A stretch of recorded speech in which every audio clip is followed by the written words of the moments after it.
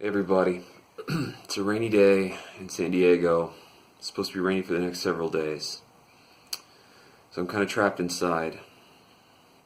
I have a business idea. At this point, we're all starting to get longer hair.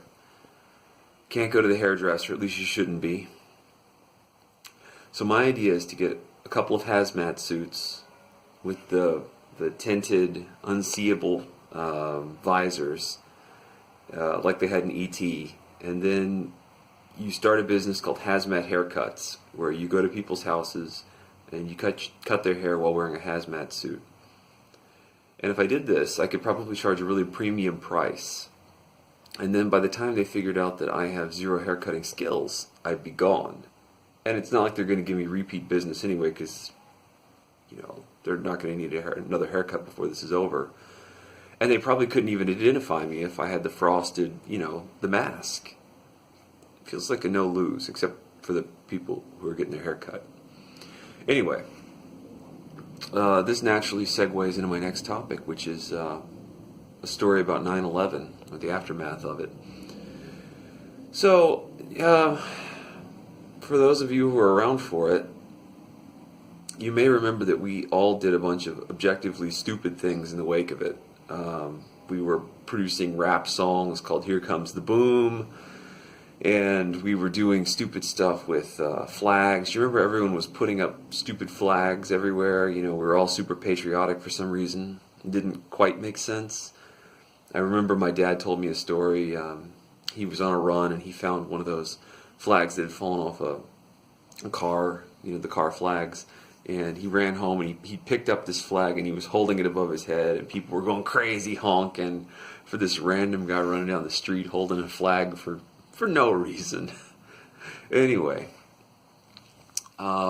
so maybe 3 months after this happened, I started to do interviews for graduate school, and that meant I had to fly. It was the first time I'd flown since it had happened. And if you also remember, one of our big overreactions was we flooded the actual airport terminal with military. Like the terrorists were going to try like a frontal assault on like O'Hare, and try to like shoot their way onto a plane and then crash it into something. It didn't make any sense. None of this made sense. So we're operating in this crazy environment. Well, I'm flying out of Raleigh for this, and Raleigh wasn't necessarily one of the most secure places, but they had called up the National Guard to secure the terminal. So I roll up and there's a bunch of soldiers.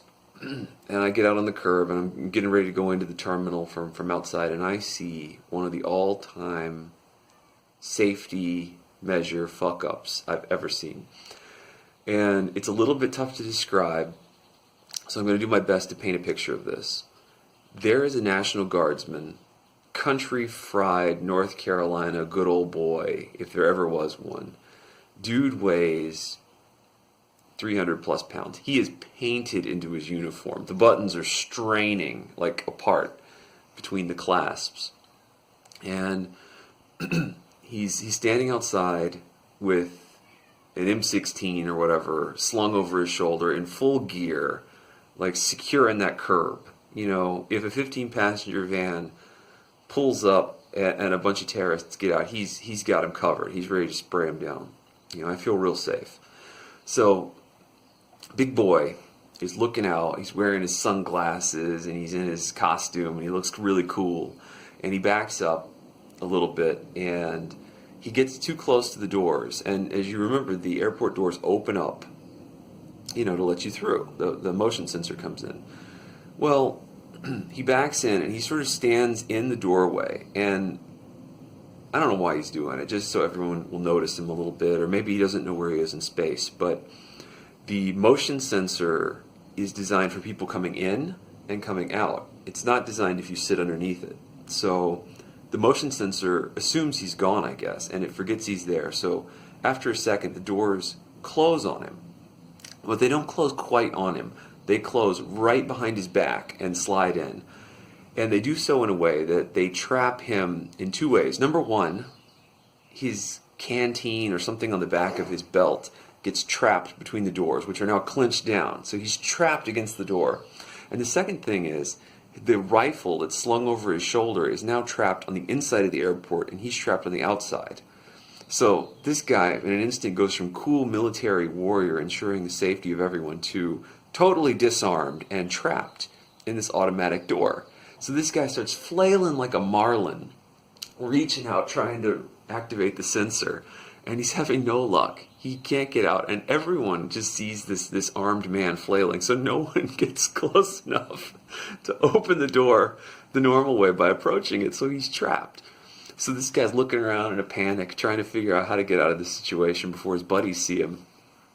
And he comes to the conclusion that there's no way to do it without actually getting further away from the door.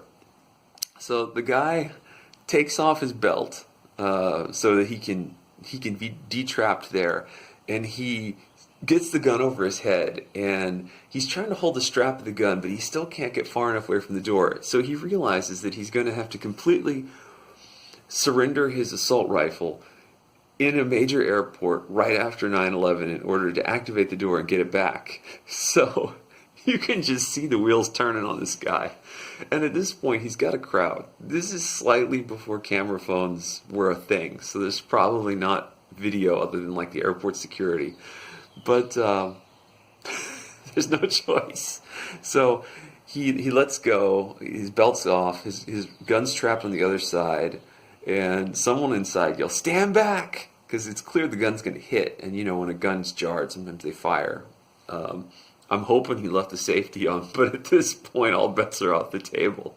So the guy darts a hand out really quickly, gets the doors, they crash open, and then he lurches back inside. Now, this guy is so fat, he has taken his belt off, and his pants have made a beeline, a gravity-assisted beeline for his pants, for the ground. So his pants fall down partially as he moves inside the terminal. So as he goes through the door, which is now open again, and he gets his rifle, his pants have fallen enough that he falls down. So there's this National Guardsman rolling around like a speared marlin on the ground, trying to pick up his assault rifle, and just then, I guess a couple of other soldiers come along, one of whom is his commanding officer. So you have this fat guy struggling to rearm himself, struggling to pull his pants up and get his belt on, with his sergeant cussing him out. Anyway, we did a lot of dumb shit after 9/11, but that was probably the worst. Until next time, guys.